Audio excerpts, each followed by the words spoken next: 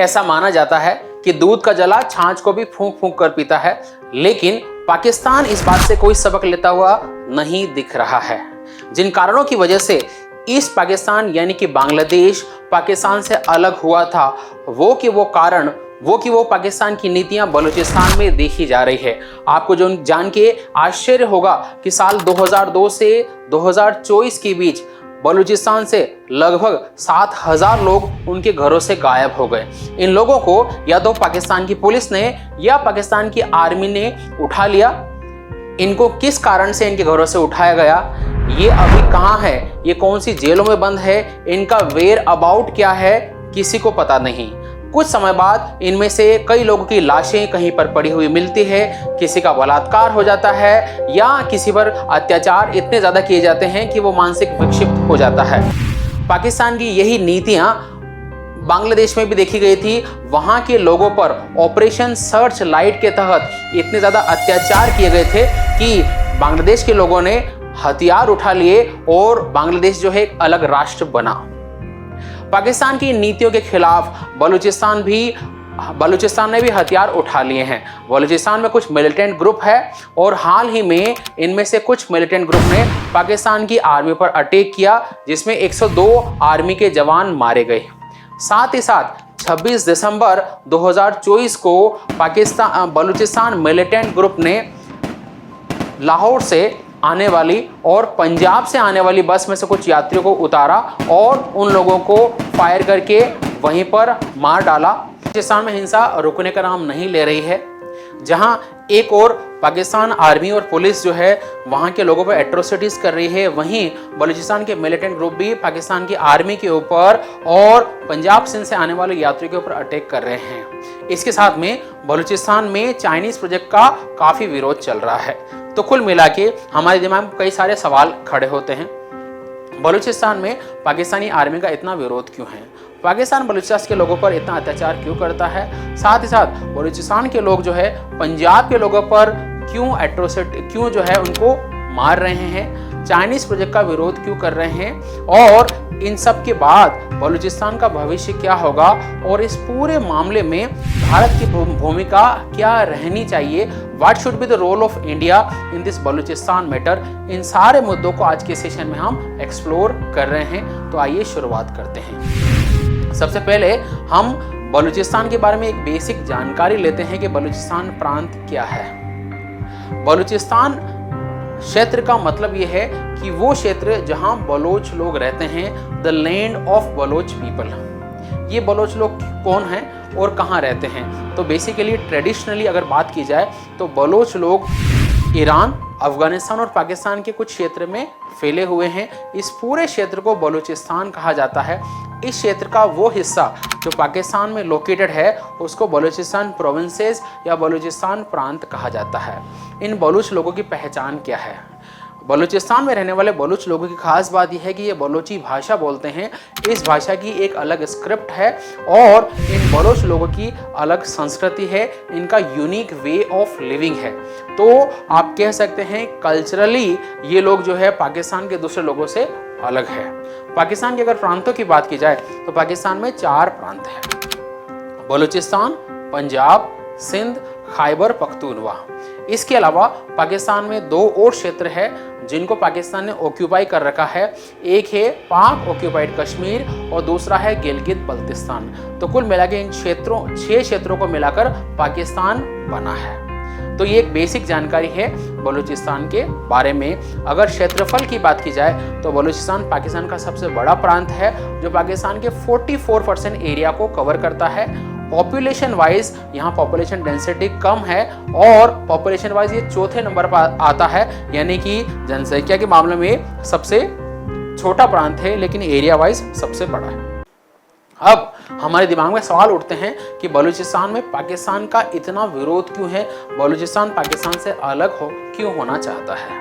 इन सब को जानने के लिए हमें इतिहास के कुछ पन्नों को पलटना होगा और बलूचिस्तान के इतिहास को देखना होगा। सबसे बड़ा कारण जो बलूचिस्तान पाकिस्तान से अलग होना चाहता है वो है फोर्स एक्सेशन ऑफ बलूचिस्तान, यानी कि जबरदस्ती बलूचिस्तान को फोर्सफुली पाकिस्तान में मिलाया जाना। इसकी कहानी की शुरुआत होती है आज़ादी के टाइम से पहले की। पुराने समय से बलूचिस्तान में अलग अलग ट्राइब्स के लोग रहते थे। यहाँ पर कई रियासतें थी। उनमें से सबसे बड़ी रियासत का नाम था कलात। इस कलात रियासत में खान राजा राज करते थे। कलात के अलावा जो बलूचिस्तान क्षेत्र है पाकिस्तान वाला, वहां पर 3 और रियासतें थी, मकरान, लास बेला और खरत। यानी कि ये 4 रियासतें मिलके प्रेजेंट बलूचिस्तान बनाती है। इनमें सबसे बड़ी रियासत थी कलात। कलात रियासत शुरू से ही इंडिपेंडेंट रहना चाहती थी और अंग्रेजों के टाइम पर, जब भारत पर अंग्रेजों का राज था, तो कलात के खान राजाओं ने ब्रिटिश क्राउन के साथ एक संधि साइन की। 1870s की ये बात है। इस संधि के तहत कलात के राजा मीर अहमद यार खान ने 1876 में ब्रिटिश क्राउन से इंडिपेंडेंस यानी स्वतंत्र रहने का एक अग्रीमेंट साइन किया, जहां पर कलात की सुरक्षा की जिम्मेदारी ब्रिटिश क्राउन की थी और इसकी एवज में ये टैक्स देने को तैयार थे, लेकिन इनको इंडिपेंडेंट रहना था। जब भारत आज़ाद हुआ तब 14 अगस्त को पाकिस्तान बना, 15 अगस्त को भारत बना और उस टाइम पर भारत में 500 के करीब देसी रियासतें थी। इन रियासतों को ये ऑप्शन दिया था कि इनमें से रियासतें पाकिस्तान में मिल सकती है, भारत में मिल सकती है या इंडिपेंडेंट रह सकती है। अधिकतर रियासतें भारत में मिल गई, कुछ रियासतें पाकिस्तान में मिली और कुछ ने इंडिपेंडेंट रहने का फैसला किया। क्योंकि कलात का जो फैसला था इंडिपेंडेंट रहने का था, तो उन्होंने इसके लिए 2 लॉजिक बताए। पहला लॉजिक ये था कि इन्होंने ब्रिटिश क्राउन के साथ संधि की थी और उसके तहत इनको इंडिपेंडेंट रहना था, तो उसको वो कंटिन्यू करना चाहते थे। इसके लिए इन्होंने मोहम्मद अली जिन्ना का भी सहारा लिया। कलात के राजा की मोहम्मद अली जिन्ना के साथ बहुत स्ट्रॉन्ग दोस्ती थी। इनकी दोस्ती को ऐसे देखा जा सकता है कि जिन्ना ने कई बार कलात को विजिट किया। इनफैक्ट कलात में ये कहानी काफ़ी प्रचलित है कि जब पाकिस्तान को करेंसी की ज़रूरत थी आज़ादी के बाद में, और आपको ध्यान हो कि उस ज़माने में करेंसी नोट छापने के लिए आपको गोल्ड का रिजर्व रखना था। पाकिस्तान के पास इतना गोल्ड नहीं था, तो मोहम्मद अली जिन्ना अपने दोस्त मीर अहमद यार खान के पास पहुँचे और उन्हें कहा कि उन्हें गोल्ड की रिक्वायरमेंट है। तो कलात के मीर ने काफ़ी ज़्यादा गोल्ड जो है पाकिस्तान के जो है स्थापक मोहम्मद अली जिन्ना को दिया और उसके बाद पाकिस्तान में करेंसी प्रिंट होना शुरू हुआ। तो ये इनकी दोस्ती का एक उदाहरण था। तो कलात के खान को ये लगता था कि जिन्ना के साथ मेरी अच्छी दोस्ती है और जिन्ना मेरा केस जो है आगे कैबिनेट मिशन के सामने रख सकते हैं इंडिपेंडेंट होने के लिए। जिन्ना ये केस लड़ने के लिए तैयार हो गए। कुछ कहानियाँ ऐसा कहती है कि इस केस लड़ने की एवज में जिन्ना ने कलात के खान से ये कहा था कि आपको मेरे वजन के बराबर सोना तोलकर मुझे देना पड़ेगा मेरी फीस की एवज में।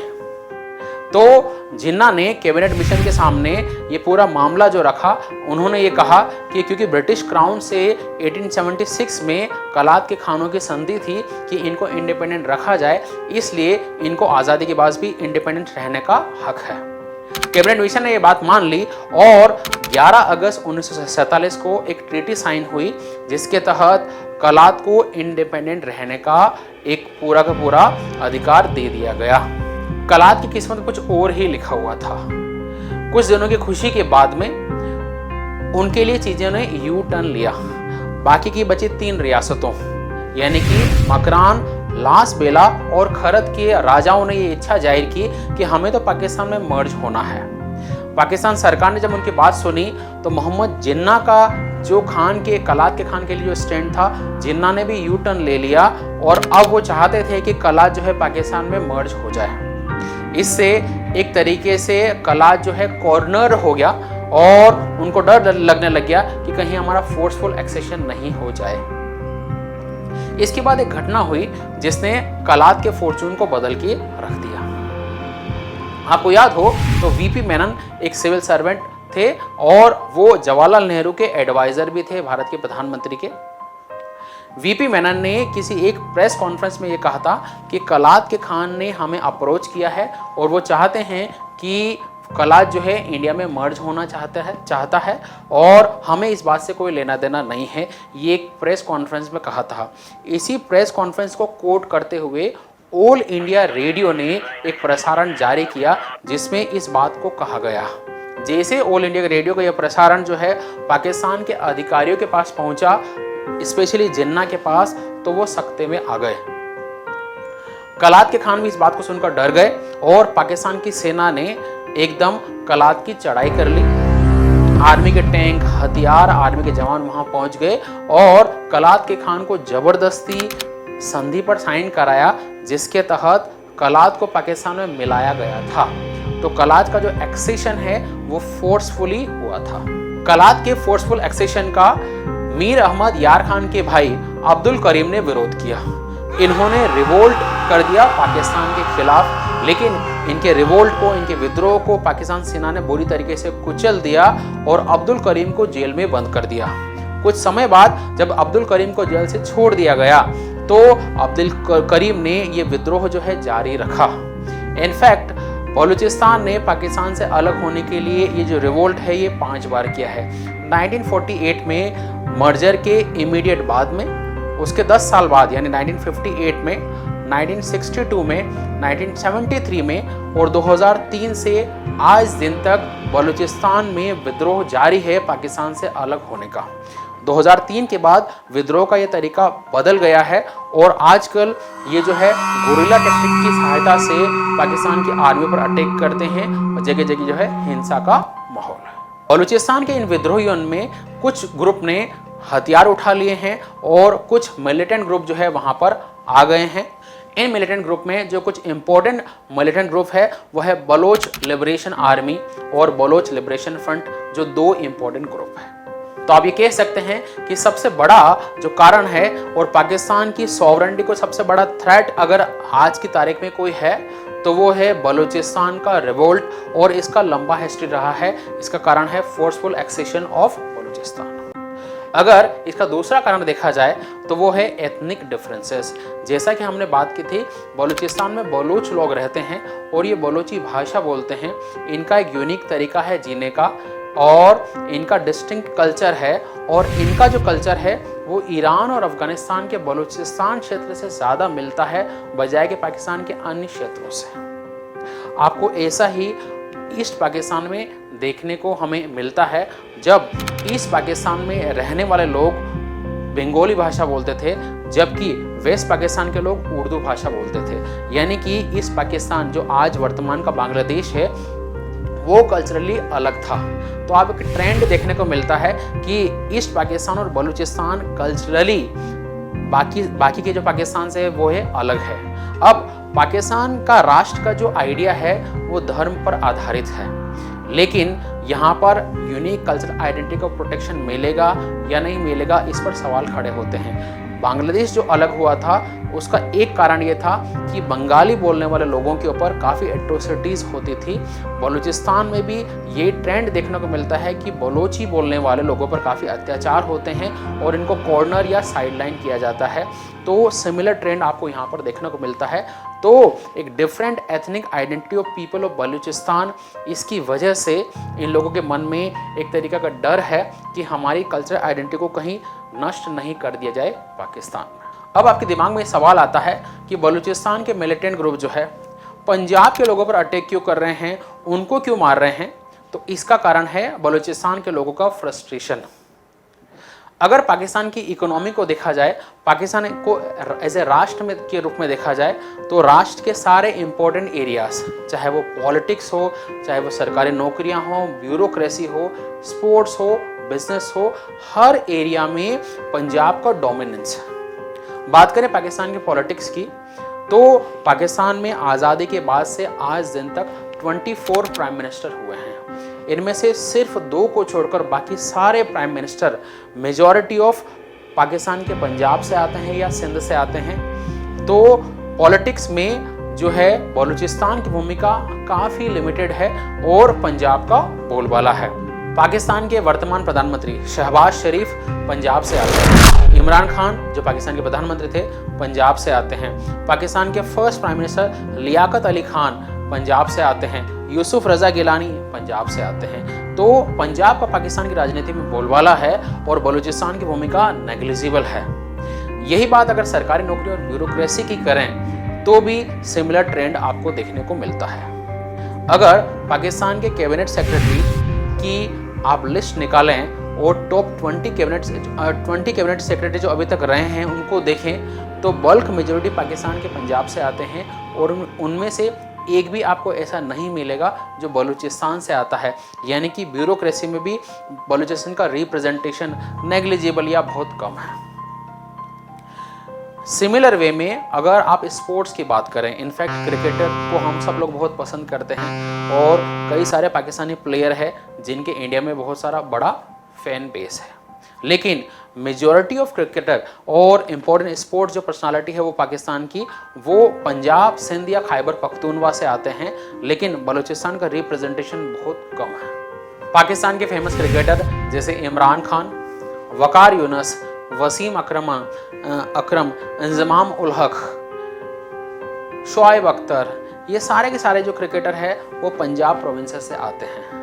तो आप ये देख सकते हैं कि किस तरीके से पंजाब का डोमिनेंस है। पाकिस्तान के टॉप क्रिकेटर को आप अपनी स्क्रीन पर देख सकते हैं वो कहाँ से बिलोंग करते हैं। पाकिस्तान के वर्तमान क्रिकेट टीम की बात करें, बाबर आजम पंजाब से आते हैं। कई सारे खिलाड़ी जो है खैबर पख्तूनवा से आते हैं। अगेन ये लिस्ट को आप स्क्रीन पर देख सकते हैं तो आपको ये लगेगा कि स्पोर्ट्स के एरेना में भी बलूचिस्तान का रिप्रेजेंटेशन बहुत कम है। यही बात लागू होती है पाकिस्तान के बिजनेस क्लास के बीच में। अगर पाकिस्तान के टॉप 20 या 25 बिजनेसमैन की लिस्ट को आप देखेंगे तो वहाँ आपको एक भी बलूचिस्तान के बिजनेसमैन का नाम नहीं दिखेगा। पाकिस्तान के टॉप 20 वेल्दी लोगों की लिस्ट आप देखेंगे तो वहाँ पर बलूचिस्तान का नाम कहीं नहीं आता है। कुल मिला के ऐसा लगता है कि पाकिस्तान में जो प्रोविंसेस है वो पंजाब, सिंध और खैबर पख्तूनवा है, बलूचिस्तान का कहीं नामो निशान ही नहीं है। हम इकोनॉमिक रूप से देखें तो बलूचिस्तान का इकोनॉमिक नेग्लिजेंस भी एक बड़ा कारण है जिसकी वजह से बलूचिस्तान के लोग जो है इतना प्रोटेस्ट करते हैं।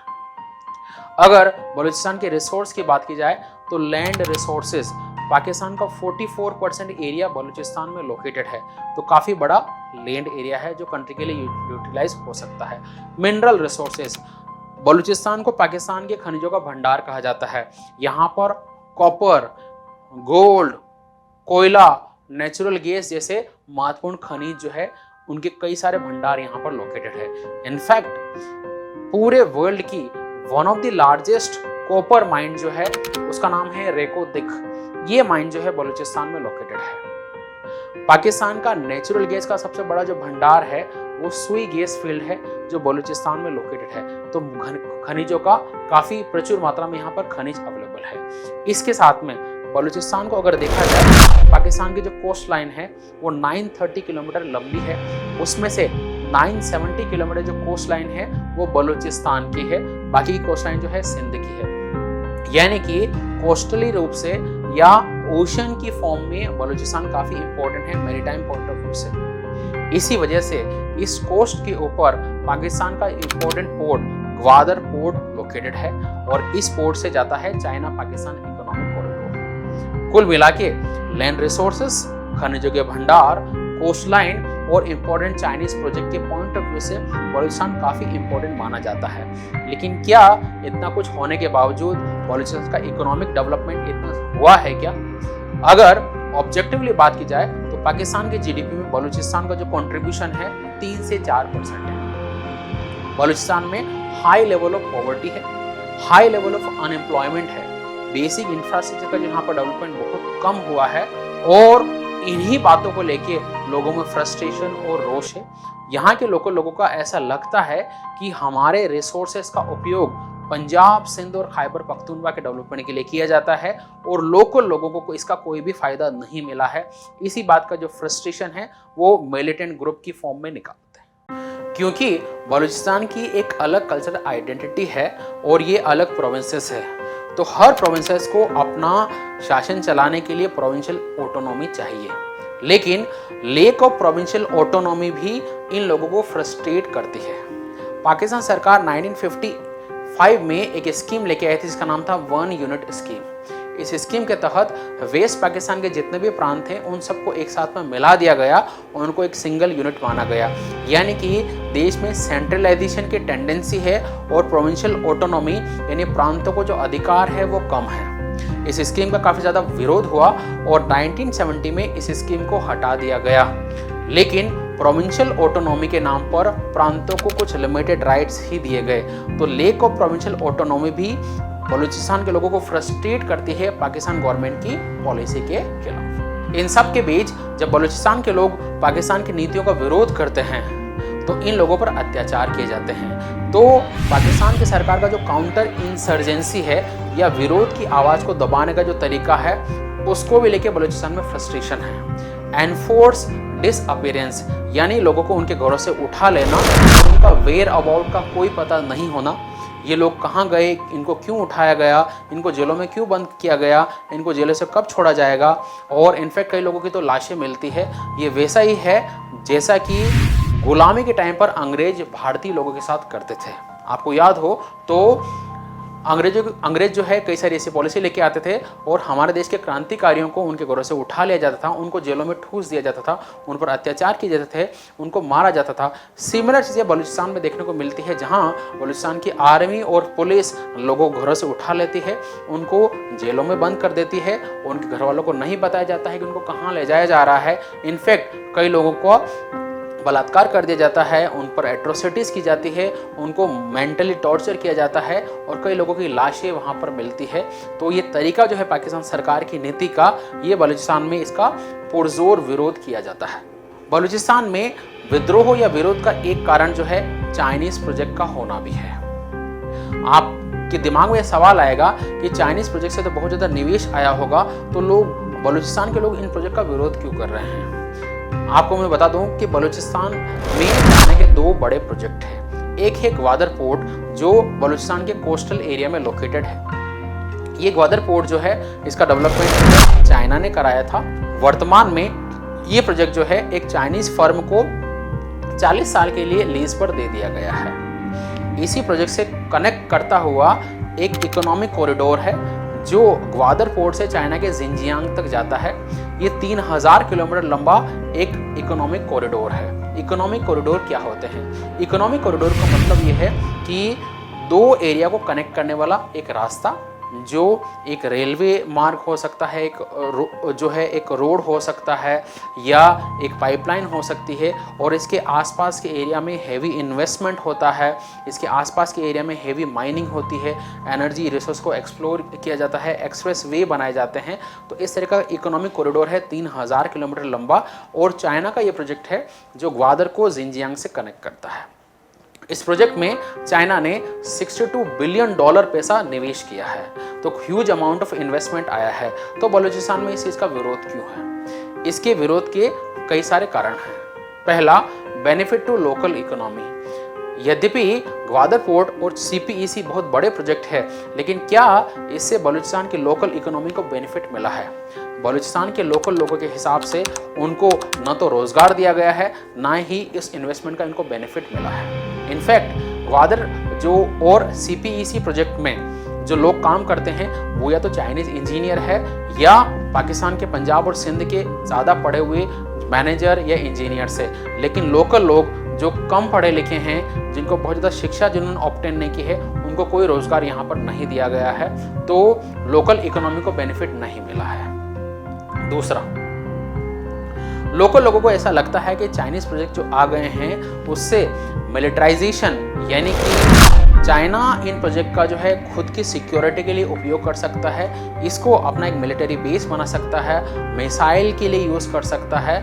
तो लोगों को वो सिक्योरिटी एंगल वाला जो है वो खतरा लगता है, इस वजह से प्रोजेक्ट का विरोध करते हैं। तीसरा, चेंज इन डेमोक्रेसी, क्योंकि उस प्रोजेक्ट, ये काफ़ी बड़े प्रोजेक्ट है और इनमें हज़ारों की संख्या में बाहर से लोग आते हैं, तो लोकल लोगों को ये लगता है कि ये हमारी डेमोक्रेसी को खतरा है, डेमोग्राफी को खतरा है और ये हमारे कल्चर को नुकसान पहुंचा देंगे।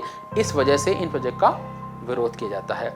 एक और कारण है कि जैसे ग्वादर पोर्ट है जो एक चाइनीज़ कंपनी को 40 साल के लिए लीज पर दिया गया है, तो चाइना ने इस प्रोजेक्ट के, इस पोर्ट के अराउंड जो है फेंसिंग कर दी है, यानी तार लगा दी है। इससे कोस्ट का काफ़ी सारा एरिया जो है वो प्रॉपरली जो है ब्लॉक हो गया है, लोकल लोग वहाँ पर जा नहीं सकते हैं, क्योंकि लोकल लोग कोस्ट का उपयोग करते थे फिशिंग के लिए, कई सारी इकोनॉमिक एक्टिविटी के लिए, तो वो प्रभावित हुई है।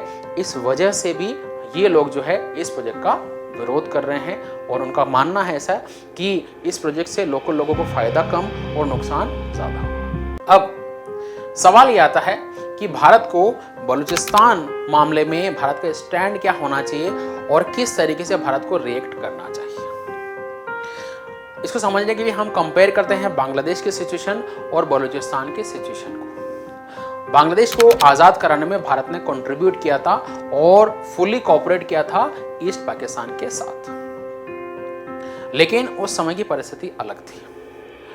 बांग्लादेश को हमारे आज़ाद करने के पीछे कई सारे कारण थे। पहला कारण यह था कि जो ईस्ट पाकिस्तान था, जो वर्तमान बांग्लादेश है, उसकी बॉर्डर इंडिया के साथ शेयर होती है।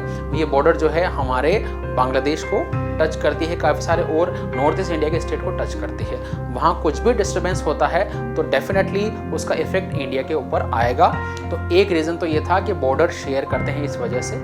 दूसरा रीज़न ये था कि बांग्लादेश में यानी ईस्ट पाकिस्तान में बंगाली लोग रहते थे और इंडिया में बंगाली स्पीकिंग लोग जो है वेस्ट बंगाल में रहते थे। तो एथनिक सिमिलैरिटी की वजह से बॉर्डर के दोनों साइड में एथनिक सिमिलैरिटी थी, तो हमें डेफिनेटली उन लोगों की मदद करनी थी। थर्ड और सबसे बड़ा रीज़न था रिफ्यूजी क्राइसिस। जब थोड़ा सा बैकग्राउंड में बताता हूँ आपको, जब वेस्ट पाकिस्तान ने ईस्ट पाकिस्तान पर अत्याचार करने शुरू कर दिए, और आपको बहुत सिमिलैरिटी मिलेगी। जो ईस्ट पाकिस्तान है वो एथनिक रूप से बाकी के पाकिस्तान से अलग था क्योंकि यहाँ बंगाली स्पीकिंग लोग थे। दूसरा, वेस्ट पाकिस्तान हमेशा ये चाहता था कि पावर सेंटर जो है वेस्ट पाकिस्तान बना रहे, चाहे वो पॉलिटिक्स हो, चाहे वो सरकारी नौकरियां हो, चाहे वो स्पोर्ट्स हो, हर फील्ड में वेस्ट पाकिस्तान डोमिनेंस चाहता था। लेकिन हुआ ये 1970 में पाकिस्तान में जनरल इलेक्शन हुए, उसमें शेख मुजीबुर रहमान की पार्टी को मेजॉरिटी सीट मिली, यानी कि ऐसा लग रहा था कि मुजीबुर रहमान को पाकिस्तान का प्रधानमंत्री बनाया जाएगा। वेस्ट पाकिस्तान को कतई ये चीज़ बर्दाश्त नहीं थी कि ईस्ट पाकिस्तान से कोई प्रधानमंत्री बने, जैसा कि बलूचिस्तान के साथ भी होता है। इस वजह से पाकिस्तान के जनरल याहिया खान और जो टॉप लीडरशिप थी, उन्होंने डिसाइड किया कि इन लोगों को, शेख मुजीबुर रहमान के सपोर्टर को कमज़ोर किया जाए। उन्होंने एक ऑपरेशन लॉन्च किया जिसका नाम है ऑपरेशन सरफ लाइट। इस ऑपरेशन के तहत शेख मुजीबुर रहमान के सपोर्टर, उनके पार्टी के लोगों को घरों से निकाल कर मारा गया, महिलाओं का बलात्कार किया गया, उन पर एट्रोसिटीज़ की गई, और काफ़ी सारे लोग जो है ईस्ट पाकिस्तान से इतने डर गए कि वो अपने घरों को छोड़कर इधर उधर भागने लग गए। इनमें से कई लाखों की संख्या में ईस्ट पाकिस्तान से भारत में आए, बंगाल में आए, नॉर्थ ईस्ट इंडिया में आए।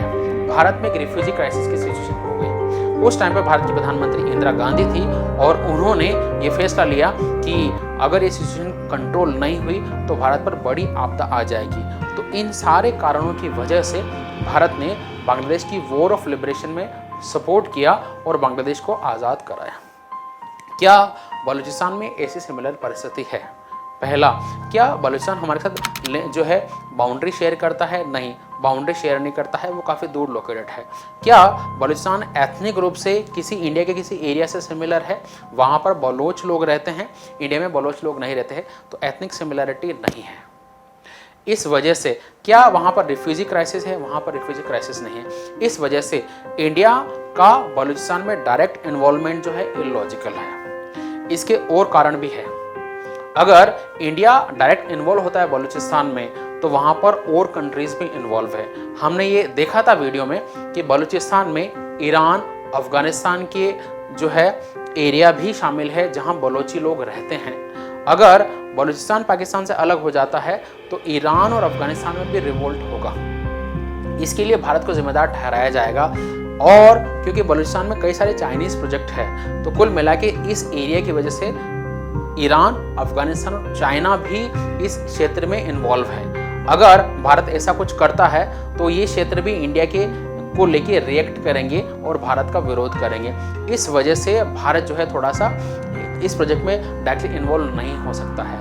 इंडिया क्या कर सकता है बलूचिस्तान के मामले में? हम बलूचिस्तान लोगों को मॉरल सपोर्ट दे सकते हैं, हम बलूचिस्तान के लोगों को इंफॉर्मेशन शेयर कर सकते हैं, वहाँ पर मानवाधिकार का जो हनन हो रहा है उसका विरोध कर सकते हैं। इन सारे मामलों में हम प्रोएक्टिवली पार्टिसिपेट कर सकते हैं। डायरेक्ट इन्वॉल्व हमारा नहीं हो सकता।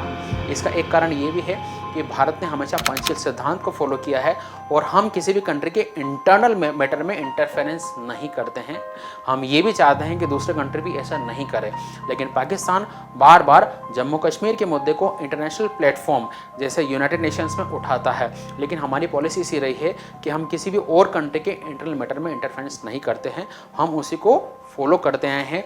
2016 में इंडिपेंडेंस डे स्पीच में भारत के प्रधानमंत्री श्री नरेंद्र मोदी ने ज़रूर बलूचिस्तान में मानवाधिकार हनन का मामला उठाया था, क्योंकि बार बार पाकिस्तान भी ऐसा करता है। यह भारत का स्टैंड है बलूचिस्तान के लिए। अब बलूचिस्तान की समस्या का निवारण क्या है, वे फॉरवर्ड क्या है, पाकिस्तान को क्या करना चाहिए? इसके लिए पाकिस्तान को सबसे पहले बलूचिस्तान नीति को दोबारा सोचना होगा, स्पेशली हिंसा की नीति।